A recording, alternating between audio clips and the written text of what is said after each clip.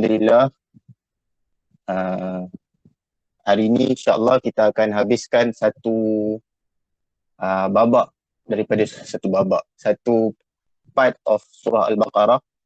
Maksudnya penceritaan, kalau dari sudut penceritaan, maka di sini dia berakhir kisah pembahagian tasnif, iaitulah pembahagian jenis-jenis orang di sisi Allah Subhanahu wa Ta'ala.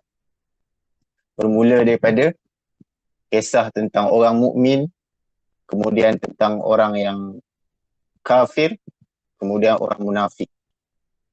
Tetapi yang paling panjang penceritaannya ialah orang munafik. Daripada ayat apa tu? Daripada wa minan nasi may yaqulu amanna billah. Yang itu bermula kisah ataupun penceritaan ataupun perkhabaran tentang orang munafik. Panjang, sampailah saya hampir ataupun semuka setengah kan menceritakan tentang orang munafik. Ada pun orang kafir ni, kalau dari sudut penceritaan dia bermula daripada awal tu, dua ayat je. Innal ladzina kafaru sawa'un 'alaihim an fi qulubihim maradun fazadahumullahu marada. Dua ayat je kan. Kemudian cerita tentang orang munafik begitu panjang. Jadi pada hari ini berakhirlah, kalau pada ayat ataupun pada part permulaan suratul Baqarah, Allah Subhanahu Wa Ta'ala menceritakan tentang ketiga-tiga golongan ini, maka hari ini berakhir perbincangan kita. Iaitulah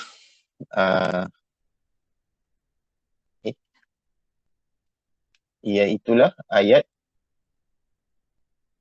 suratul Baqarah ayat 19 dan 20. Firman Allah Subhanahu wa Ta'ala, "Au kasayyibin minas samaa'i fihi dhulumatun wa ra'dun wa barqun yaj'aluna asabi'ahum fi adanihim minas sawa'iqi hadaral maut.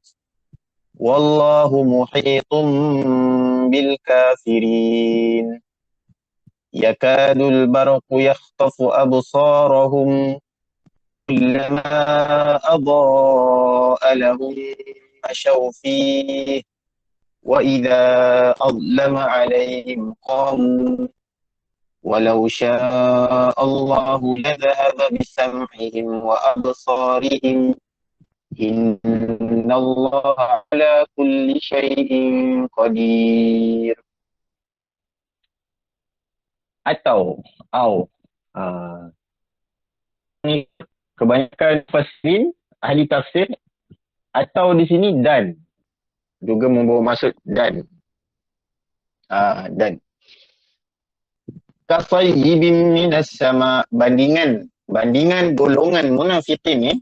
Kalau yang sebelum ni Allah Subhanahu Wa Ta'ala dah ceritakan masal yang kita bincangkan ataupun kita baca pada minggu lepas, masaluhum kamathalil ladzi istawqada nara, kan ayat tu, perumpamaan mereka ini adalah umpama orang nyala api yang terpadam.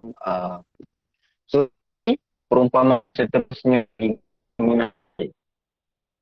bandingan mereka ini adalah seperti mereka orang yang ditimpa hujan yang lebat dari langit. Kasayyibin minas sama, seperti orang yang terkena hujan, hujan yang lebat. Fi dhulumatun, berserta dengan gelap gelita. Ni kalau hujan kadang-kadang ada yang tak gelap sangat, tapi yang ini nak menceritakan tentang gambaran hujan yang zulumat, gelap gelita. Wara'dun wa barq, berserta dengan juga guruh dan petir kilat. Sabung menyabung. Maksudnya ini full package ni hujan. Maksudnya dengan gelap. Kan kadang-kadang hujan lebat tapi tak terlalu gelap kan. Ada yang nampak macam begitu gelap kan, sampai macam malam kadang-kadang kan. Macam tu nak umpamakan bagaimana keadaan situasi yang nak diceritakan oleh ayat ini. Zulumat, kegelapan, guruh, wara'dun, guruh, wabarqun, petir, yaj'aluna asabi'ahum. Mereka ni orang yang berada dalam situasi begini, lebih-lebih kalau bukan di tempat yang boleh berteduh, mereka ni menyumbat telinga mereka dengan jari-jari mereka. Maksudnya ditutup telinga dengan jari-jari mereka, minas sawa'iq, daripada bunyi petir guruh tadi tu yang begitu kuat, hadaral maut, kerana takut dengan kematian. Maksudnya menjadikan seseorang itu dalam situasi yang macam ni takut kan, dengan suasana yang begitu gelap macam tu, siang tetapi dirasakan bagai malam, kemudian dengan petir, dengan guruh yang kuat kan, hujan yang lebat, tutup telinga kerana sehingga kan begitu ketakutan. Wallahu muhitum bil kafirin. Sesungguhnya Allah meliputi golongan, maksudnya mengetahui perihal orang kafir. Tengok Allah umpamakan, nanti kita baca ataupun kita akan bincang apa Allah umpamakan orang munafik seperti orang yang ditimpa hujan, yang mana hujan yang lebat sangat, selebat-lebatnya, gelap, ada petir lagi, guruh, cukup package. Dan mereka ni seumpama orang yang macam ni. Mereka juga menutup telinga kerana ketakutan apabila mendengar suara yang menakutkan. Tetapi ketahuilah, perihal ini diketahui, perihal diri mereka ini diketahui oleh Allah Subhanahu wa ta'ala. Yakadul barqu yakhtafu absarahum, apabila hampir sahaja kilat itu menyambar penglihatan mereka. Maksudnya kalau tengah hujan lebat ni, kalau petir, kalau dia memancar tu, nampak macam kalau dekat dengan kita tu rasa macam nak kena kat penglihatan kita kan. Perumpamaan apa? Maksudnya kalau kita berada dalam keadaan yang macam ni, lebat hujan dengan guruh dan petir ni, apabila petir memancar kan, dia seumpama seolah-olah nak kena kat kita padahal jauh, ataupun padahal bukan kena kat kita. Kullama adha'a lahum masyaw fihi. Dalam keadaan gelap ni, apabila kilat itu menerangi, kilat kan dia ada cahaya sehingga kalau tengah hujan lebat tu, kalau ada kilat, kan dia akan bercahaya sedikit langit, sehingga kita nampak seolah-olah terang sedikit. Lagi kalau dia lama tu kan, dia lama. Dia kalau sekarang ni kan apa kita panggil, ada juga maklumat tentang bagaimana kalau petir tu berapa second dan sebagainya. So kita tahu berapa jarak dia dengan kita kan, berapa lama guruh, tempoh dia sekali dia berbunyi guruh tu kan. Tapi ni nak ceritakan tentang kilat yang memancar itu seolah-olah nak kena kat mata mereka. Apabila kilat itu menerangi, mereka berjalan berpadukan cahaya itu. Ada cahaya sekejap tu, mereka jalan. Apabila kembali gelap, maksudnya apabila kilat itu berhenti daripada memancar, mereka kembali kebingungan. Maksudnya tak ada cahaya nak dijadikan panduan. Kalau Allah berkehendak, walau sya Allah, kalaulah Allah itu berkehendak, la dhahaba bisam'ihim, kalaulah Allah berkehendak untuk Allah menghilangkan pendengaran dan penglihatan mereka, sesungguhnya Allah berkuasa atas sesuatu. Maksud dia, perumpamaan orang munafik ni adalah apabila cahaya, kalau kat sini, kalau petir itu hampir merosakkan mata penglihatan mereka, maka di sini nak diumpamakan kebenaran agama itu telah sampai sehingga benda itu betul-betul terang di hadapan mereka. Sehingga kan Kalau mereka ada ketika mereka rasa yakin dengan kebenaran tu, maka mereka akan mengikuti. Sebagaimana ayat ni, apabila cahaya petir tu menerangi, mereka pun berjalan. Apabila gelap, mereka berhenti. Golongan munafikin, apabila mereka mendapati cahaya daripada kebenaran itu, maka mereka pun berjalan mengikut kebenaran itu. Apabila mereka kembali ragu-ragu, maka mereka pun kembali keheranan.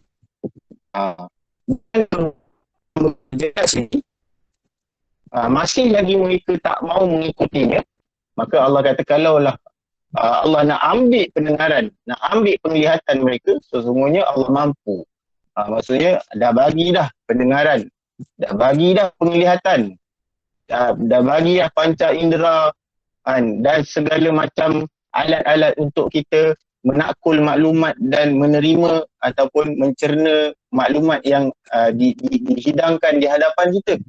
Tetapi kemudian kita meragui, berpaling daripada kebenaran, maka kerana itu Allah kata, Allah kalau dia nak menghilangkan pendengaran kamu, nak menghilangkan penglihatan kamu, Allah mampu. Itu maksudnya. Okey. Perumpamaan yang ini maksudnya au kasayyibin minas sama' ni adalah perumpamaan kedua selepas daripada masaluhum kamasalil ladzi istauqada nar, bincangkan pada minggu lepas tu. Maka ini adalah perumpamaan yang lain. Golongan munafikin yang kadang-kadang mereka yakin dengan kebenaran, kadang-kadang mereka syak dan ragu-ragu. Nak ceritakan di sini, apabila adanya dalam ayat ni, dalam ayat yang kita bincangkan ni, Allah Subhanahu Wa Taala ceritakan tentang kadang-kadang mereka yakin, kadang-kadang mereka tak yakin. Maksudnya, kita tengok tadi perumpamaan tentang cahaya petir tadi, kadang mereka mendapat cahaya itu sekejap, kemudian cahaya itu hilang. Demikian ini adalah pembahagian golongan munafikin sebenarnya. Iaitulah pertama dipanggil munafik khullas, dipanggil munafik yang memang pure, pure, pekat, tak campur air kita panggil. Yang kedua, golongan munafik yang mana ada ketika dia berasa yakin, ada kala dia kembali syak dan ragu-ragu dengan kebenaran. Maka ini adalah perumpamaan pada mereka yang ragu-ragu, yang mana sebelumnya ada keyakinan. Okey. Diumpamakan orang munafik dengan orang yang ditimpa hujan dengan cuaca yang gelap gelita, guruh dan petir sabung menyabung. Kegelapan di situ ialah maksud dia syirik, nifak dan keraguan.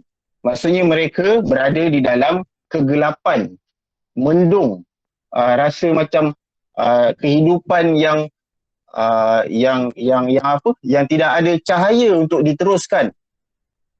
Guruh yang menggurunkan bunyinya. Maksudnya apabila sampainya suara-suara kebenaran, apabila sampainya perkhabaran tentang kebenaran agama, maka ia menggerunkan. Bahkan menggerunkan di sini juga apabila disampaikan berita tentang perihal sebenar mereka, maka mereka menjadi gerun, takut-takut orang tahu siapa mereka sebenarnya. Siapa mereka sebenarnya. Nampak macam okey. Tetapi apabila ditunjukkan kebenaran demi kebenaran, maka dia mula rasa takut kerana dia takut akan diketahui oleh orang siapakah diri dia yang sebenar. Kilat yang memberi cahaya sementara kemudian kembali gelap. Ada kala ketika mana kita meyakini apa yang kita baca, meyakini apa yang kita pelajari, apa yang telah kita imani, kemudian tiba-tiba adanya kita panggil maklumat-maklumat yang menyerang sehingga kita merasai ada syubhat ada keraguan terhadap kebenaran agama, maka ditakuti itu yang dimaksudkan kemudian kembali gelap. So keseluruhan keadaan ini menjadikan orang yang berada pada ketika itu akan berasa gerun, takut sehingga menutup telinganya dengan tangan. Demikian orang munafik apabila mendengar kebenaran, apabila disampaikan kebenaran, maka mereka tak nak dengar. Seolah-olah, jadi mereka pun tutup telinga mereka dengan tangan, tak nak dengar. Itu maksud dia.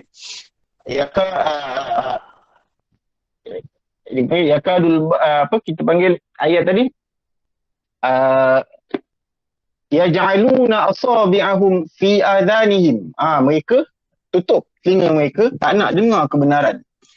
Mereka menjadikan ataupun kebenaran yang disampaikan itu kita panggil menakutkan mereka sehingga mereka tak nak dengar.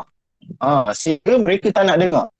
Di samping daripada kebenaran itu mereka benci, begitu juga kebenaran itu mereka takut dan tak nak dengar kerana ditakuti terserlah siapakah diri mereka yang sebenarnya. Okey. So itu demikian hal munafikin, orang munafik, mereka menutup telinga daripada mendengar kebenaran, berpaling dan engkar. Mereka ini berasa terganggu dengan kebenaran sebagaimana orang terganggu dengan hujan lebat dan kilat sabung menyabung. Kita kalau berada dalam suasana begitu, kan, lagi-lagi tambah pula dengan angin yang kencang, walaupun duduk di rumah, kita akan rasa berdebar dan takut adakah ada bencana yang nak melanda kawasan kita tersebut yang kita duduki dan sebagainya. Kalau sekarang ni, kalau di contoh di Yan tu kan, dengarnya dah sampai 3 kali dah air kepala air melanda mereka. So kalau dalam keadaan itu, bagaimana keadaan orang yang berada di kawasan yang Allah timpa musibah tu? Mereka akan rasa sentiasa takut dan berhati-hati. Mereka rasa akan buat segala macam kita panggil persediaan mungkin. Sekiranya apabila adanya benda yang memberi petanda musibah ataupun bencana nak melanda tempat mereka. Jadi demikian juga orang munafik. Betullah mereka takut dengan kebenaran ni. Sebagaimana orang yang berada dalam kawasan yang ditimpa musibah, mereka akan rasa takut kalau sehari penuh lagi pula lumpur dan segala macam kekotoran masuk ke dalam rumah kan. Demikianlah juga halnya orang munafik.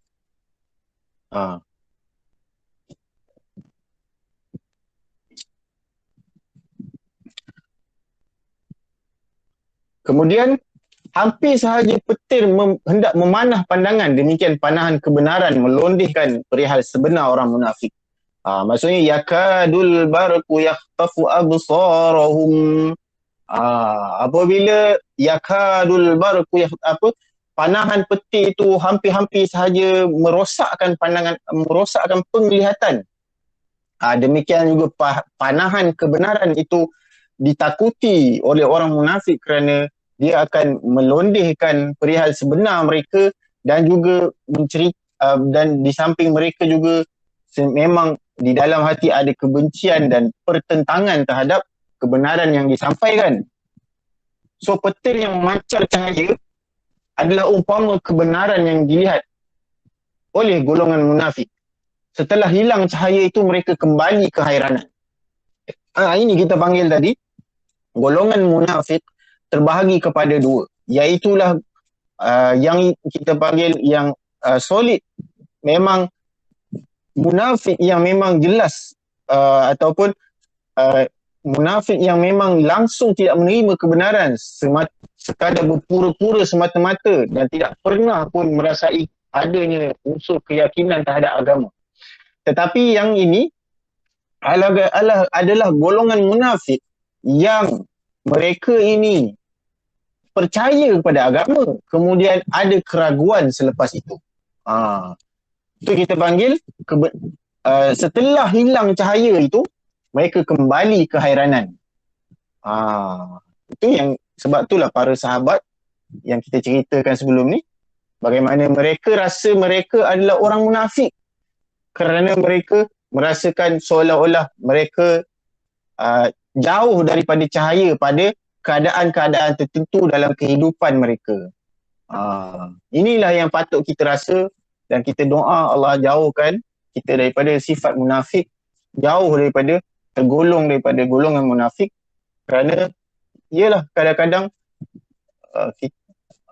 kita buat salah, kita buat benda-benda yang bersalahan dengan iman kita pada hari akhirat kan, kepercayaan kita bahawa Allah Maha melihat, Maha mengetahui tentang perihal hamba dia. So kadang-kadang kita buat seolah-olah Allah tak tahu kita buat. Sebagaimana yang masyhur Al-Hasan Al-Basri atau Ibrahim Adham, dia kata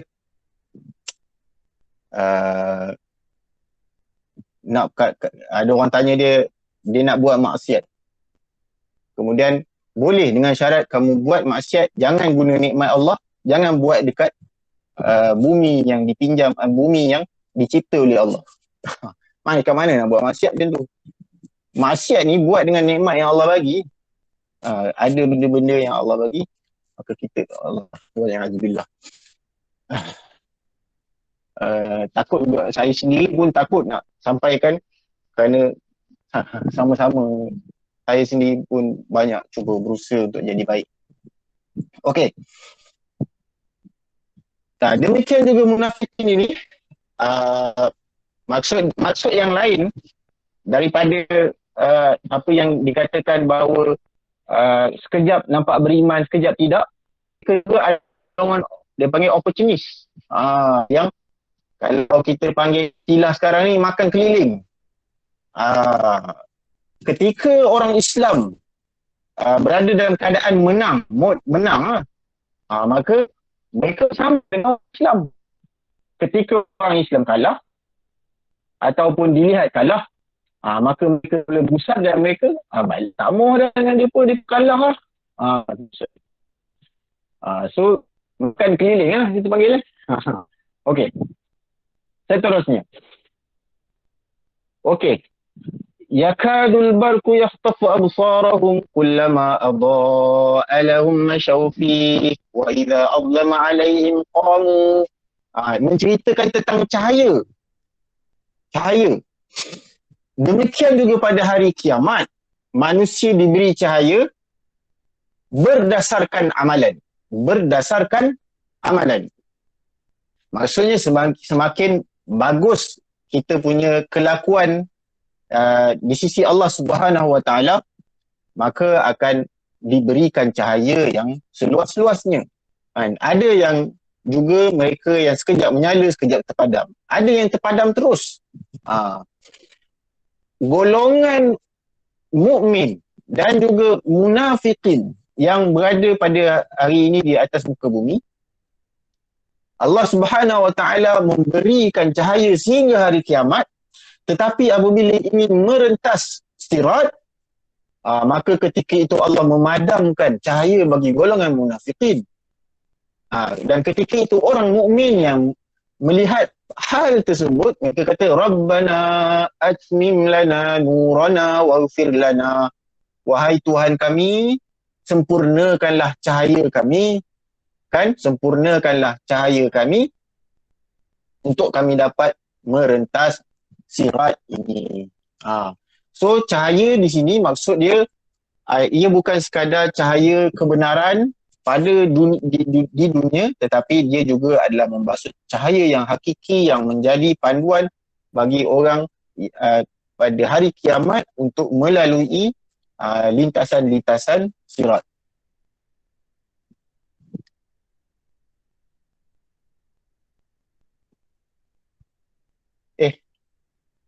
Dia terpadam You left the meeting, dia kata. You left the meeting. Dia disconnected sendiri.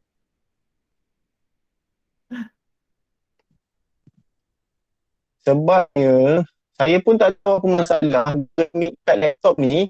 Dia tak boleh nak buka audio. Sebab tu saya gunakan laptop untuk present je. Sebab kalau present kat handset, nanti tak boleh buka video pula kan. Betul tak macam tu kan? Tak pasti pula. Saya pun tak tahu apa masalah laptop ni. Okey. Tapi dah habis pun. Oh, dah habis lah. Okey. Cuma nak sambung sedikit berkaitan dengan cahaya ni. Dengan cahaya pada hari kiamat. Maka kalau kita tengok juga pada surah Nur, kalau kita selalu dengar Allahu nurus samawati wal ard, penceritaan tentang bagaimana Allah memberikan cahaya kepada orang beriman. Begitu juga dalam ayat yang lain, yauma yaqulul munafiquna wal munafiqatu lil ladzina amanu nuruna naqtabis min nurikum. Golongan munafikin ni mereka berkata kepada orang mukmin, tengok ni kami curi, kami ambil sikit cahaya kamu. Maksudnya cahaya ni adalah untuk orang yang beriman. Kemudian qila rji'u wara'akum, balik kamu, carilah cahaya sendiri. Jadi Allah menceritakan tentang cahaya ni adalah sifat bagi kebenaran dan juga cahaya yang hakiki yang menjadi panduan ketika hari kiamat. Kemudian Allah juga memberi perumpamaan kepada orang kafir. Mereka ni seperti berada pada keadaan fata morgana. Dipanggil kasarabim biqi'ati yahsabu adh-dham'anu ma'a hatta idza ja'u lam yajidu syai'a. Mereka ni seperti berada di padang pasir ataupun tanah yang lapang yang panas. Mereka nampak macam ada air di hadapan, tapi apabila pergi tak ada. Sebenarnya tak ada. Demikian golongan yang mereka yang memang solid tidak beriman, maka inilah perumpamaannya. Apa yang mereka lakukan, kemudian mereka sangkakan ada sebenarnya, tapi sebenarnya tak ada apa-apa yang mereka dapat. Adapun golongan yang ketiga, itulah golongan munafikin. Inilah golongan kita panggil golongan duduk tengah-tengah. Kita tak tahu dia dekat side yang belah mana. Maka kerana begitu perihal mereka, maka kerana itu kalau kita tengok pada awal surah Al-Baqarah ni, cerita tentang golongan munafikin ni panjang. Panjang. Kerana apa? Kerana boleh sahaja antara yang mungkin kita boleh ambil faedah daripadanya, kerana boleh saja sesiapa sahaja terjatuh di dalamnya berbanding orang terjatuh di dalam lembah kekufuran yang jelas. Yang itu mungkin adalah sangat susah untuk jatuh ke dalam lembah kekufuran yang jelas. Tetapi jatuh ke lembah kemunafikan ini memang ya Allah ya Tuhanku, semoga kita semua dijauhkan insya-Allah. Dia adalah sesuatu yang mudah sangat tergelincir. Wallahu a'lam.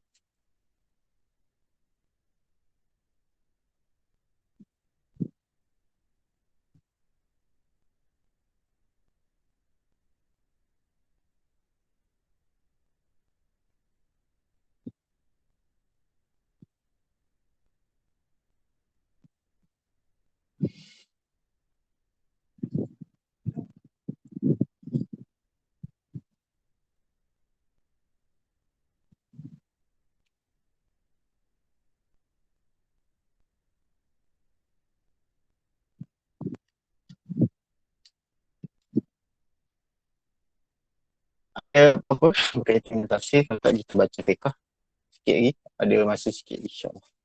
Sampai masuk fiqh. Bismillahirrahmanirrahim.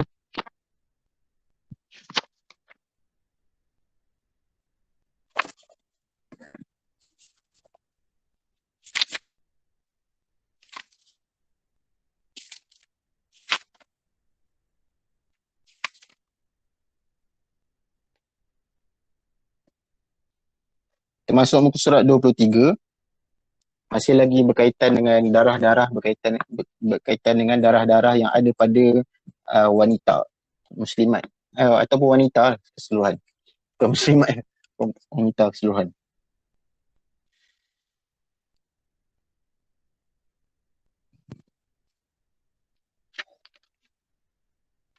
Okey. Muka surat 23, sebelum saya masuk muka surat 23, dia memang kalau setakat saya ni, dia tak ada tunjuk ataupun dia tak ada bincang tentang tanda-tanda bersih. Tanda bersih, alamat bersih. Okey. Kita dah bincang minggu lepas, alamat bersih iaitulah sama ada dia kering ataupun dia keluar cecair jernih yang tidak ada colour langsung. Dan terdapat hadis yang jelas daripada Aisyah radhiyallahu anha, iaitulah bagaimana menceritakan tentang kunna la nu'id, kami tidak mengambil kira as-safirah wal kadirah, warna kuning dan kekuruhan ba'da tuhuri syai'a, selepas daripada bersih kami tak ambil kira dah. Maksudnya kalau telah ada tanda bersih selepas daripada hari adat kebiasaan seseorang itu period, kemudian dia dah solat macam biasa, kalau dia boleh puasa, dia boleh berpuasa macam biasa, tiba-tiba selang satu hari keluar cecair kekuningan ataupun yang sedikit keruh, maka jika berdasarkan hadis ini, maka ia tidak lagi dianggap sebagai period. Dia dianggap telah bersih walaupun keluar cecair tersebut dan ia kurang daripada 15 hari. Kerana apa? Kerana dia pada hakikatnya telah pun selesai tempoh period dia dan bermulalah kiraan hari bersih dia. Kalau mengikut mazhab, maka sekurang-kurangnya 15 hari hari bersih. Sekiranya dalam kurang daripada tempoh itu, maka dianggap dia masih lagi bersih.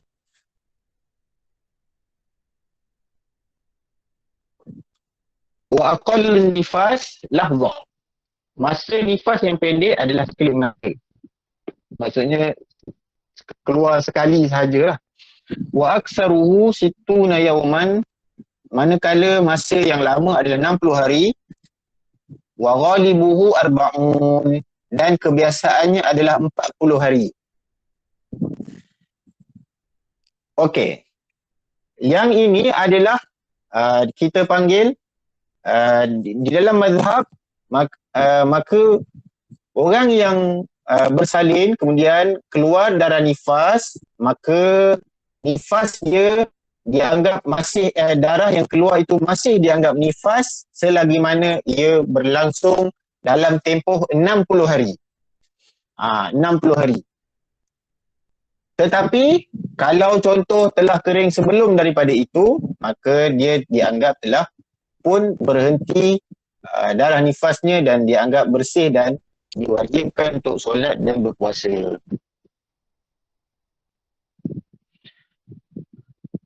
Wa aqallu tuhuri bainal haidatain, masa suci yang sedikit, yang bukan sedikit, yang paling, wa aqallu yang paling sedikit, maksudnya situ ada kena tambah paling sedikit antara dua kali haid adalah 15 hari. 15 yauman. Paling sikit 15 hari. Maksudnya selepas daripada bersih, tiba-tiba keluar darah. Hari ke-7 bersih, hari ke-7 daripada bersih tu dah keluar darah. Maka darah tersebut tidaklah dianggap sebagai darah period. Dianggap sebagai darah yang fasid, darah yang rosak, darah istihadah.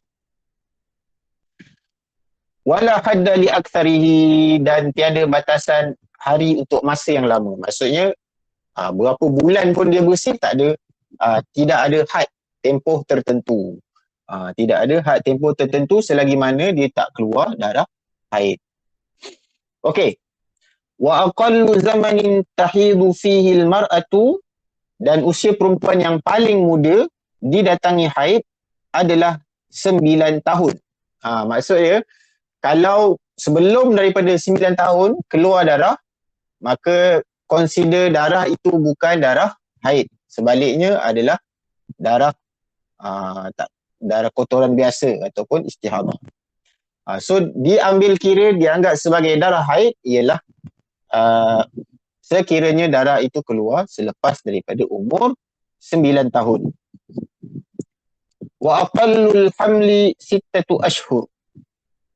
Waktu tempoh mengandung kehamilan yang paling singkat adalah 6 bulan.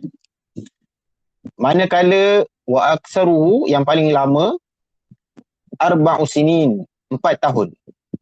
Wa ghalibuhu 9 ashhur. Kebiasaannya adalah 9 bulan.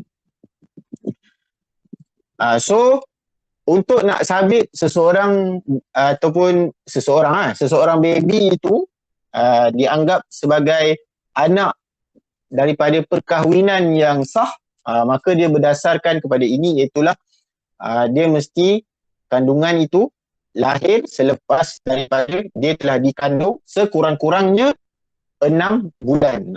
Maksudnya kalau lahir kurang daripada 6 bulan, premature yang ada kan, kalau tak silap saya memang ada je dan dia survive kan. Maka yang di sini, ia memang kalau tak silap saya Jabatan Pendaftaran pun dia akan ada, dia panggil siasatan yang lebih terperinci lah terhadap baby tersebut untuk nak sabitkan nasab dia kepada bapa dia. Jadi bukanlah semestinya 6 bulan. Kalau sebelum tu tak boleh nak sabit, tak juga. Maka yang itu saya sebut, semua kalau bab haid ni, bab yang berkaitan dengan tempoh paling lama, tempoh paling sedikit ni, ini semua adalah berdasarkan kajian pada ketika itu. Dan begitu jugalah kerana di dalam Quran menyebut tentang tempoh mengandung sehingga putus menyusu, dia panggil 30 bulan. 30 bulan, iaitulah 2 tahun menyusu dan tolak daripada 2 tahun 24 bulan. So ada 6 bulan lagi, itu adalah tempoh sekurang-kurang seorang itu berada di dalam kandungan. Tapi tak tahulah kalau mengikut rekod perubatan yang paling kurang daripada 6 bulan, berapa bulan yang boleh survive? Wallahualam. Mungkin yang tu memang kena orang bidang perubatan lah.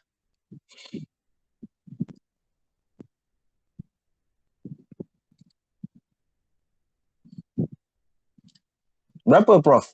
Prof ada? Berapa yang kalau ikut ada statistik paling muda? Yang tu saya tak ingat Ustaz, tapi memang kalau terlalu muda sangat tu dia susah nak survive.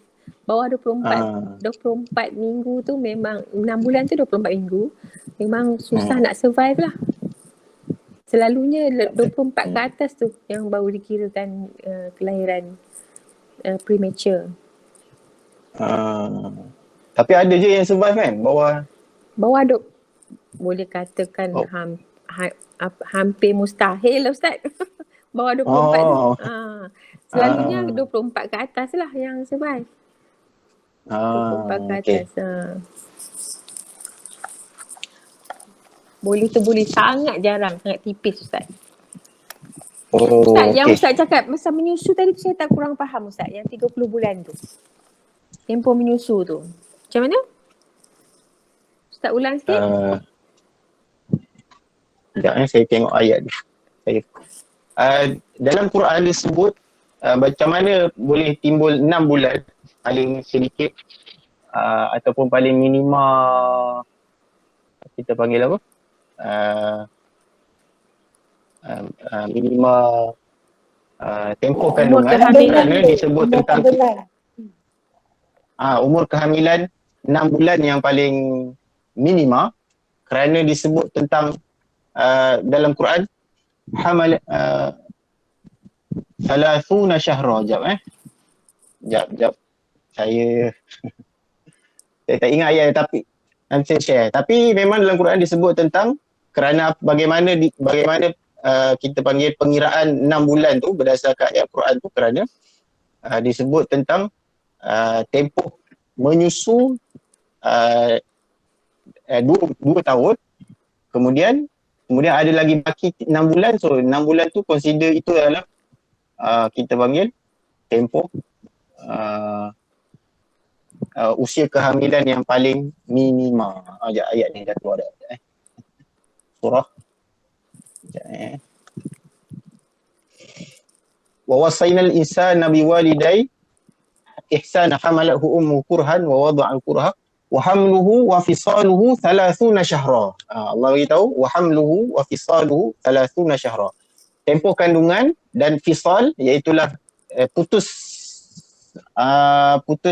menyusu 30 syahra, 30 bulan. So 30 bulan ni 2 tahun 6 bulan kan. Betul Ustaz. So daripada So daripada tu maka ditetapkan oleh para fuqaha bahawa untuk nak menetapkan nasab seseorang baby itu kepada bapa dia mestilah at least 6 bulan.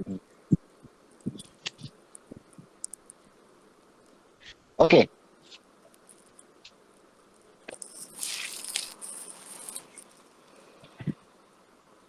Ma yahrumu bil haidi wan nifas. Apa yang diharamkan haid dan nifas. Cuma ni yang 4 tahun ada dalam sejarah perubatan. Memang ada orang bertahun-tahun di dalam kandungan. Saya tak pernah jumpa Ustaz yang tu. Dia disebut di dalam buku-buku fiqh kerana mereka macam mana mereka boleh letak paling lama 4 tahun kerana mereka menjumpai adanya wanita yang mengandung usia kehamilan dia 4 tahun. Maksudnya mereka para fuqaha ni mereka letakkan tu bukan kerana bukan kita panggil main letak, tetapi dia berdasarkan kajian pada ketika tu. Ada pun cerita, kalau siapa pernah dengar cerita Imam Syafi'i, dikatakan dia dikandung oleh mak dia 4 tahun. Tapi yang tu saya pun tak tahu lah. Cuma kalau kita baca buku-buku fiqh, kebanyakannya memang menyebut 4 tahun. Boleh jadi kerana memang ada kebarangkalian yang tinggi kerana mereka menjumpai, wallahu alam. Kebenaran fakta tersebut wallahu alam, tapi mereka menjumpai adanya wanita yang mengandung 4 tahun. Tapi yang sebenarnya lebih pun ada. Orang lelaki. Depa mengandung tak bersalin mengandung tapi tak bersalin-bersalin kan. Orang lelaki ramai. Kan? Okey.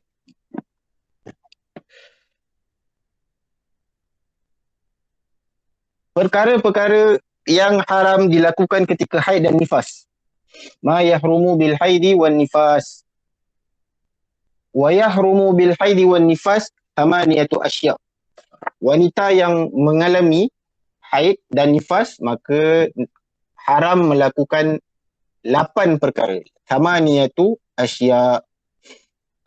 Thamaniyatu asya'. 8 perkara. Yang pertama solat. Maksudnya solat tak boleh buat dan dapat pahala.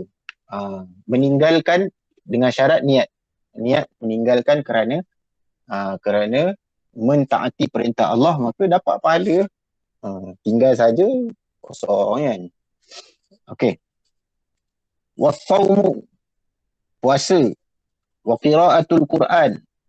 Orang haid dan nifas maka dia tidak dibenarkan membaca Al-Quran. Adapun membaca potongan yang menjadi zikir harian, contohnya zikir pagi, zikir petang, dan yang mana ia telah menjadi sebahagian daripada zikir, maka dia dianggap sebagai zikir, bukannya membaca Al-Quran.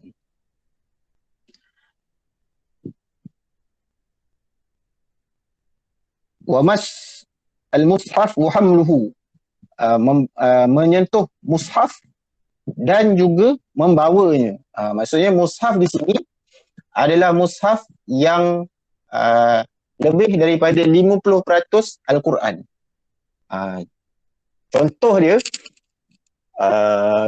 dia kalau ada Quran yang ada dia panggil, ada kat tepi tu tafsiran dalam bahasa Arab juga, sikit je.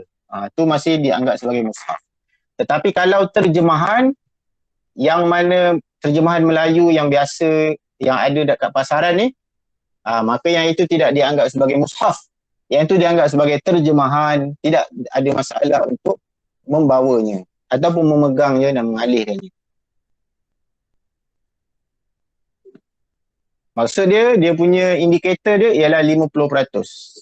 Sebagaimana disebut oleh Al-Imam Nawawi dalam Al-Majmu', kalau saya tak silap.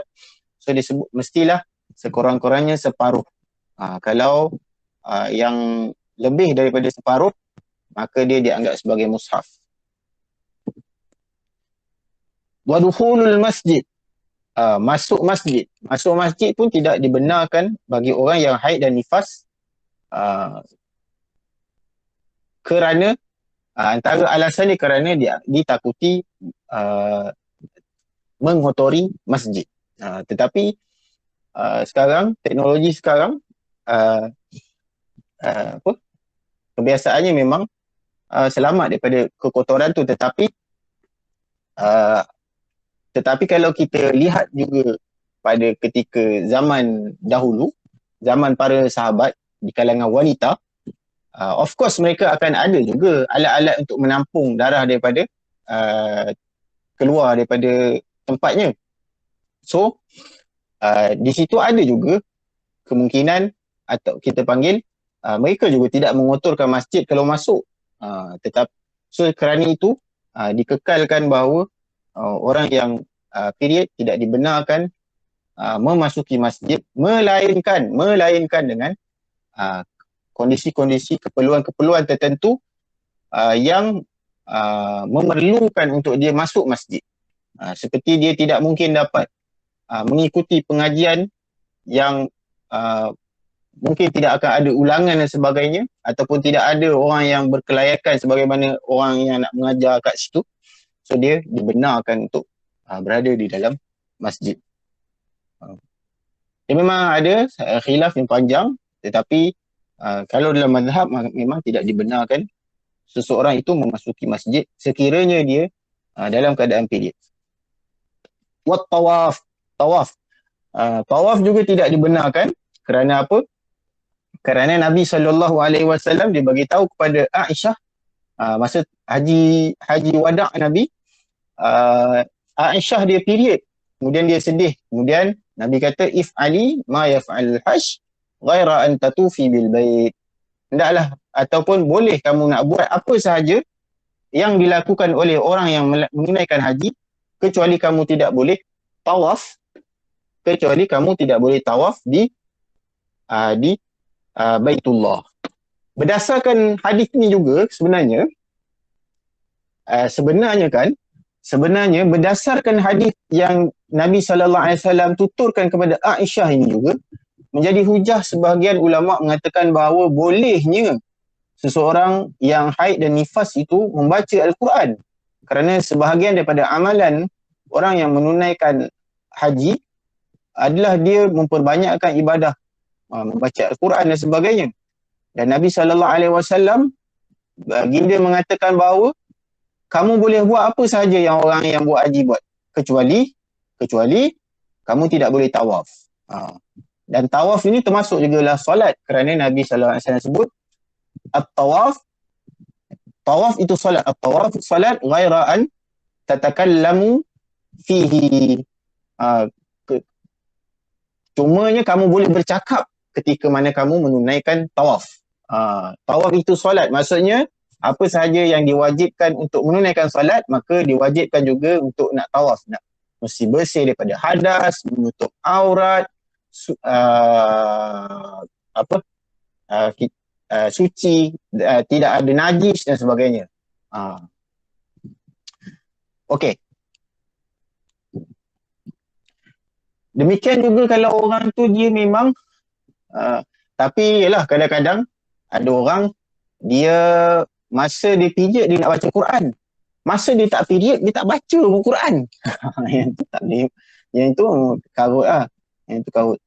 Ni maksudnya kalau lebih lagi kalau memang orang tu dia memang dalam proses untuk menghafaz Al-Quran, dia perlu sentiasa setiap hari untuk dia mengulang bacaan supaya tak lupa. Maka ini lebih-lebih lagi lah dia dibenarkan kerana ia adalah ada khilaf di sisi para ulama berkaitan dengan membaca Al-Quran bagi orang yang period. Kemudian yang ketujuh wal wat'u, bersetubuh. Maksud bersetubuh maksudnya adalah maksudnya ada berlakunya intercourse lah, maksudnya ada berlakunya persetubuhan. Adapun selain daripada itu, kalau kita tengok nombor 8 al-istimta' bima baina surrah wa rukbah, bermesra pada anggota badan di antara pusat dan lutut. Maksudnya maksudnya yang boleh membawa kepada persetubuhan, yang boleh membawa kepada persetubuhan. Maksudnya kepada tempat persetubuhan. Adapun selain daripada itu maka ia dibenarkan.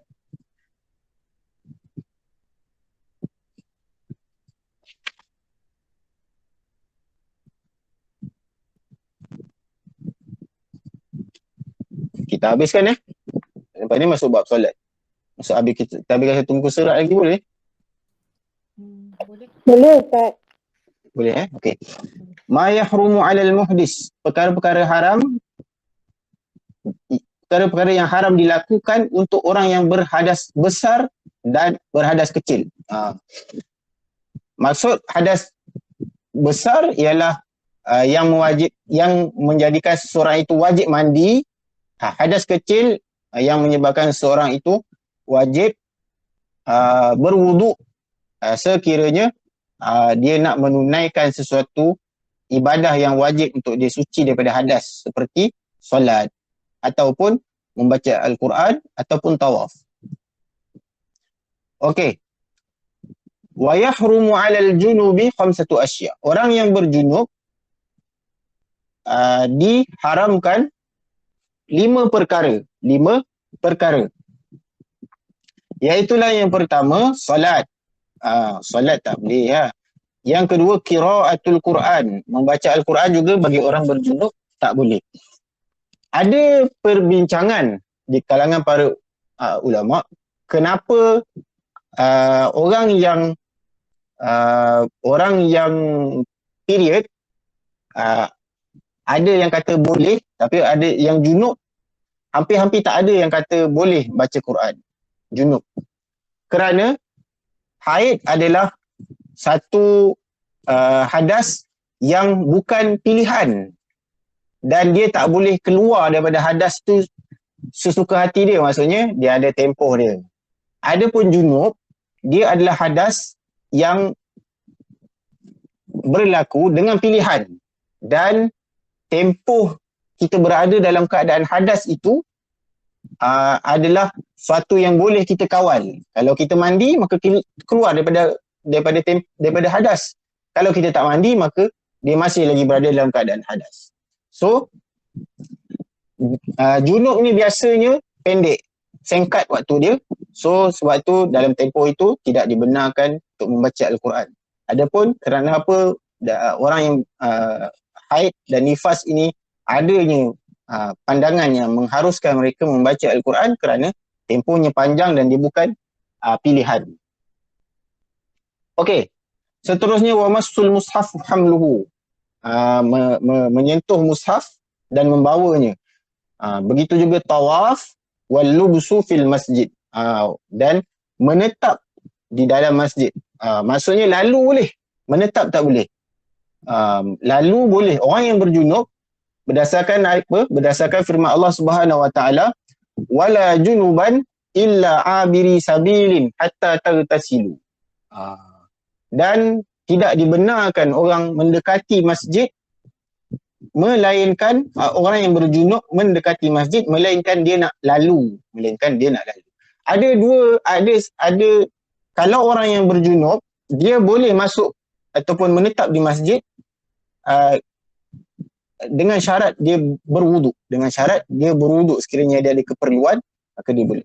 Tetapi kalau dia berjunub dan tidak berwuduk, maka dia boleh untuk melalui masjid. Wala junuban illa abiri sabilin hatta tagtasilu.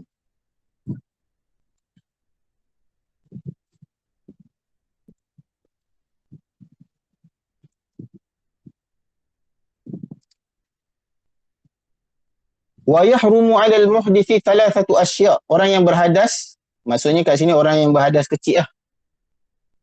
Haram melakukan 3 perkara. Iaitulah yang pertama salat.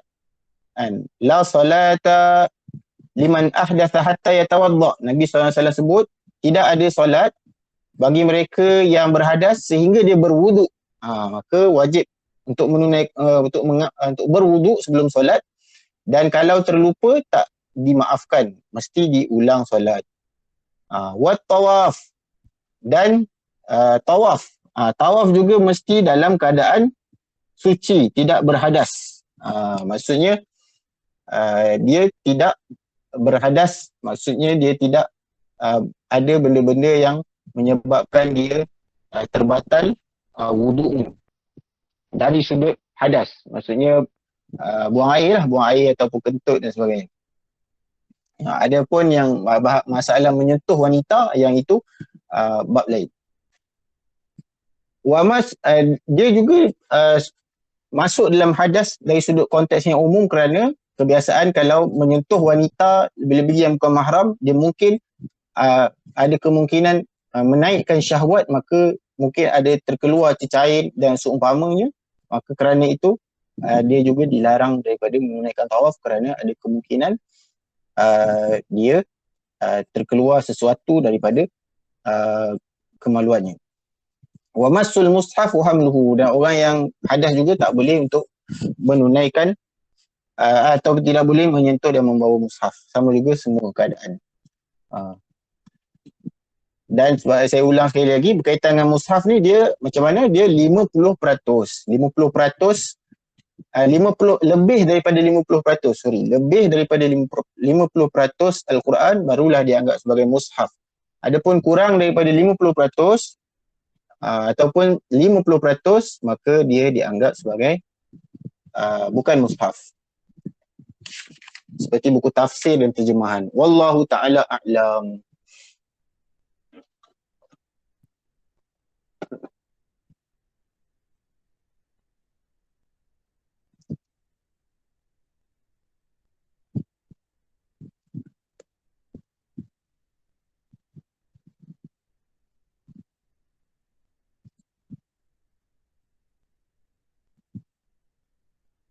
Kalau tak ada apa-apa, mungkin kita boleh tangguh dulu dengan tasbih kafarah dan surah Subhanakallahumma bihamdika asyhadu an la ilaha illa anta astaghfiruka wa atubu ilaik.